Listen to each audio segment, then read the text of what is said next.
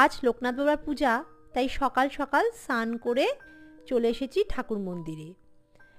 আসলে তার আগে বরকে অফিসের জন্য রওনা করে দিলাম, আর তারও আগে চলে গেছিলাম ছাদে, কারণ সকাল সকাল ছাদ থেকে ফুল ফল না নিয়ে এলে বেলায় এত গরম হয়ে যায় যে ছাদে আর টেকাও যায় না। তাই স্নান টান করে পুজোর আয়োজন শুরু করে দিলাম। লোকনাথ বাবাকে আমার মা ভীষণ মানেন, আর সেখান থেকেই আমারও পুজো শুরু।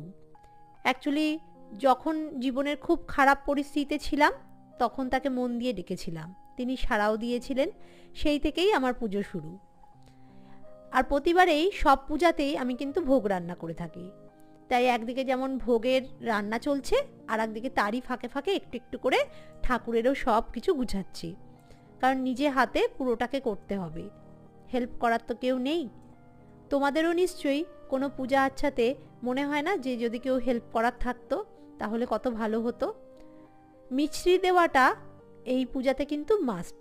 মাখন আর মিছরি খেতে ভীষণ ভালোবাসেন লোকনাথ বাবা, তাই এই পুজোতে মাখন আর মিছরি দিতেই হবে।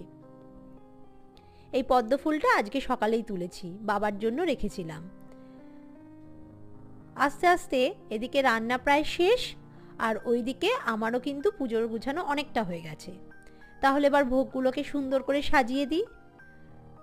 কোনো কিছুই অর্পণ করার আগে ঠাকুরকে সাজিয়ে দিলে নিজের যেমন ভাল লাগে, সেরকম যিনি এই প্রসাদ খাবেন তারও মনে হয় খুব ভাল লাগে।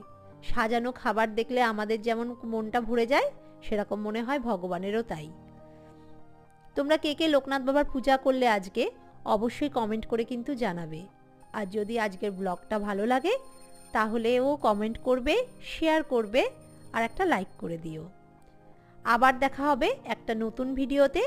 ততক্ষণ টাটা, গুড বাই। সবাই ভালো থেকো আর সকলকে ভালো রেখো।